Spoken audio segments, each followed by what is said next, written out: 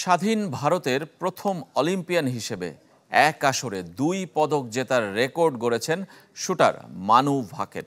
তাকে নিয়ে হইচই গোটা ভারতে। সাফল্যের পেছনে বেরিয়ে আসছে কঠোর পরিশ্রমের গল্প। টোকিও অলিম্পিকের হতাশা, কোচের সঙ্গে সম্পর্কের অবনতির পর ঘুরে দাঁড়িয়েছেন দারুণভাবে।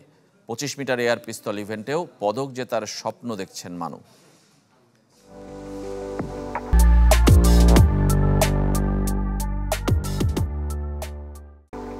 হরিয়ানার ঝাড়জোড়ে অখ্যাত বাড়িটা বিখ্যাত হয়ে উঠেছে রাতারাতি। চারপাশে শুধু উৎসব আর উৎসব। মানুষের ভালোবাসায় সিক্ত রামকিষাণ ভাকের ও সুমেধার ভাকের। কারণটা সবার জানা, তাদের মেয়ে মানুর নাম আজ সবার মুখে মুখে। স্বাধীন ভারতের প্রথম অলিম্পিয়ান হিসাবে এক আসরে 2 পদক জিতে ইতিহাস গড়েছেন মানু ভাকের। ব্রিটিশ আমল আর স্বাধীনতা পরবর্তী সব মিলিয়েও এক অলিম্পিকে 2 পদক জেতা প্রথম ভারতীয় নারী। 1990 অলিম্পিকে 2 পদক জিতেছিলেন নরম্যান পিচার্ড। ভারতের হয়ে অংশ নিলেও ব্রিটিশ হওয়ায় তিনি বিতর্কিত। ব্যাডমিন্টনে পিভি সিন্ধু 2টি জিতলেও তা আলাদা আসরে। প্যারিস অলিম্পিকে 10 মিটার এয়ার পিস্তলের পর 10 মিটার এয়ার পিস্তল মিক্সড ইভেন্টে ব্রোঞ্জ জিতে শুটার মানু তাই প্রশংসায় ভাসছেন। ফোন পেয়েছেন প্রধানমন্ত্রী নরেন্দ্র মোদীর, অভিনন্দন জানিয়েছেন সচিন টেন্ডুলকার সহ ভারতের বিখ্যাত সব ব্যক্তিরা।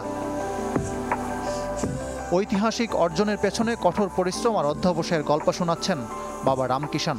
টোকিও অলিম্পিকে ভালো করতে না পেরে 25 দিন পিস্তল হাতে তোলেননি মানু। নিজেকে ঘরবন্দি করে রেখেছিলেন।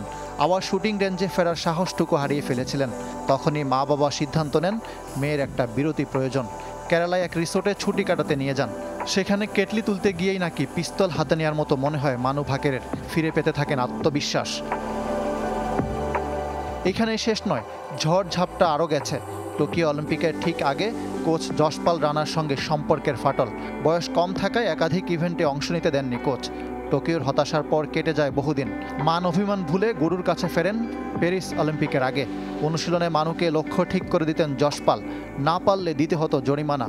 গুরু শিষ্য জুটির রসায়নে আজকের সাফল্য গাথা। আরও একটা পদক জেতার সুযোগ তার সামনে। 25 মিটার পিস্তল ইভেন্টে অংশ নেবেন মানু ভাকের। ইকরাম হুসাইন, চ্যানেল 24।